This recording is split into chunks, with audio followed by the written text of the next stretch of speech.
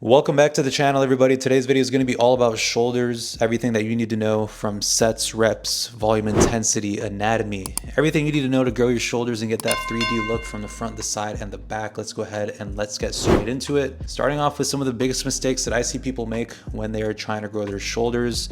Number one, ego lifting is definitely the most common one, specifically on lateral raises. Okay, I think people oftentimes they jump to a heavy weight, they use a ton of momentum, and they're not really focusing on using tension on the target muscle. Remember, the name of the game is time under tension.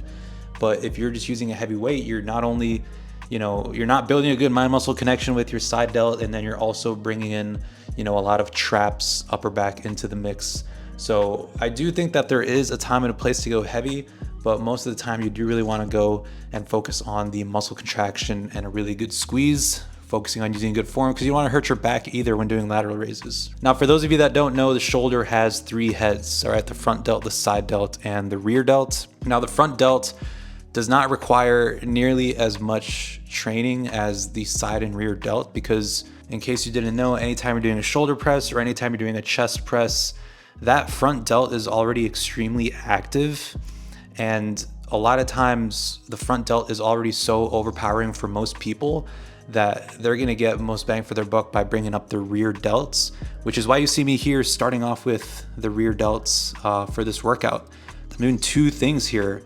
I'm not only prioritizing the rear delts, which most people are just putting rear delt flies at the end of their workout, but I'm starting the workout with rear delts because it's warming up the back of the shoulder, a little bit of the upper back, and it's gonna give me an added layer of stability when I go into my main pressing movement. Now, as far as the side delt goes, the side delt is a small muscle and it can take a lot of damage, but this is gonna be really important for developing the V taper, okay? Somebody like me, I do have good ab genetics, but I also have a blocky waist. So for me, doing side laterals, side delts, spamming side delts as much as I can is gonna do wonders for me, trying to get a V taper by making my shoulders look broader and all that good stuff. But side delts, I find, is one of those muscles that you can train 3, 4, maybe even 5 times a week, and they're gonna recover really quickly and gonna add just a really good look to basically anyone's physique who is looking for that V taper.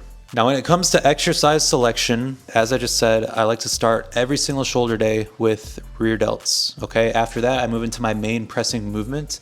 Now, for me personally, I used to be a big fan of the dumbbell shoulder press, but over time realized that I wasn't really feeling my shoulders as much as I wanted to. I was feeling mostly triceps.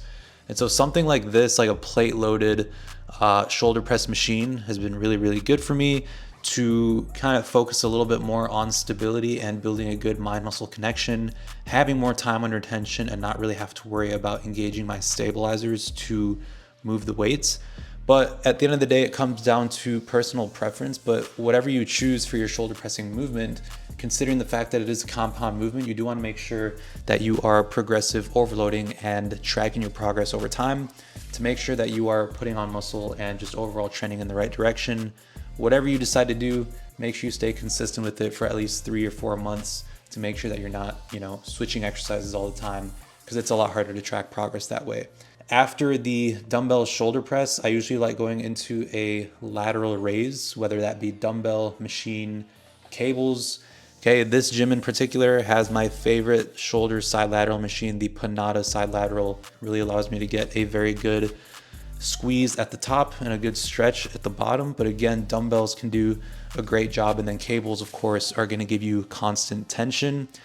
Now, after that, I do like to go into an Arnold Press or another shoulder press machine, but a lot higher rep and not as focused on progressive overloading as much as I am getting as much volume on the shoulder as possible.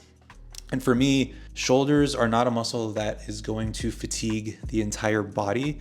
So I do find that later in the shoulder workout, once I've done my progressive overload work, I've done my main compound movement, I've hit a side lateral, I do like to do more supersets later in the workout, just to, number one, get more volume out of the shoulders, and then also it just saves time, right? I think a good shoulder workout shouldn't take you longer than like 40, 45 minutes around there.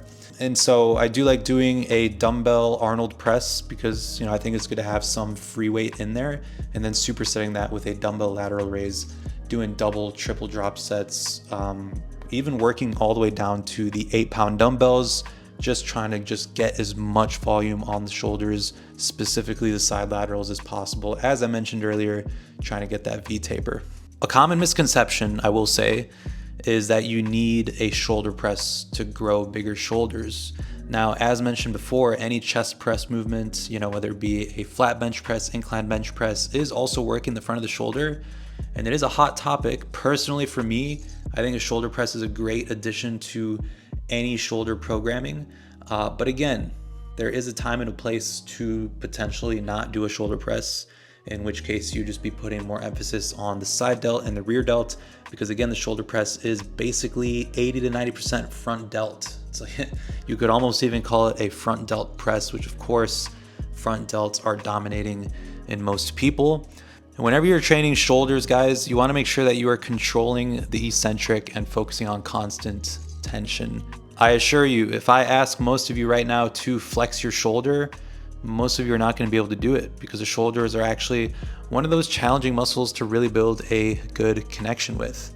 And I don't know why a lot of people don't really prioritize the eccentric, or they don't prioritize going slow and controlled as much as they do on maybe legs or chest, but shoulders are no different. All right, they do react very, very well to time under tension, to high quality reps, to slow and controlled eccentrics and all that good stuff. So whether you're doing a lateral raise, a machine press like I did in this video, you want to make sure that you have that time under tension. I promise you, if I could give you one tip about shoulders, it is slow and controlled movements, and time under tension will give you so much more bang for your buck. And then also, I didn't do any cable work in this workout, but of course, the benefits of doing cable lateral raises, or sometimes people will even do a cable shoulder press, is that you do have a little bit of a better resistance profile with a lot of tension at the bottom, and just a strength curve that kind of matches the shoulders a lot better. Now, as far as sets per week, personally, I do like doing a shoulder specific day. If not, I'll usually combine it with shoulders and arms, but again, it shouldn't take too long. Sometimes I'll do shoulders in the morning, maybe arms in the evening. Whatever the case may be, you should be in and out of the gym in about 40 to 45 minutes. 1 to 2 workouts per week should be plenty.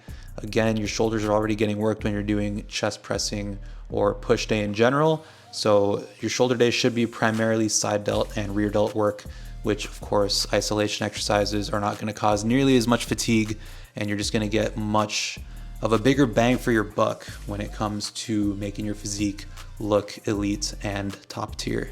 And also, I do take nearly every single set close to failure. Again, the shoulders are a muscle that can take a lot. So I think in this workout, every single set I took to failure at some point. And the last few reps, you're going to feel the burn, but you really just got to make sure that you are pushing through, trying to really squeeze, control the weight as best as you can, and just really just obliterate the shoulders, which I think a lot of people aren't really doing. They're kind of just throwing in some lateral raises here and there, maybe a shoulder press here and there.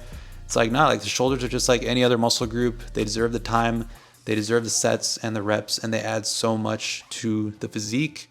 So just make sure that you are just really pushing to failure on all your sets. And yeah, guys, as always, before every workout, you want to make sure that you're warmed up, mobile. Of course, you want to make sure that you're prioritizing rotator cuff work, which I can make another video on that another time, because of course, shoulder injuries are very common. But again, you want to make sure that you're never training through any sharp pain, or any pain for that matter. But again, a lot of that can be mitigated by just using good form, making sure that you're warmed up and doing all that good stuff. That being said, guys, I hope you were able to get something away from the video. I'm going to go ahead and end it right here. If you made it to the end, I really, really appreciate you. Make sure you like, comment, subscribe, because I upload 2 new videos every Monday and every Friday, and you don't want to miss them. Stay safe, and I will see you in the next one. Peace.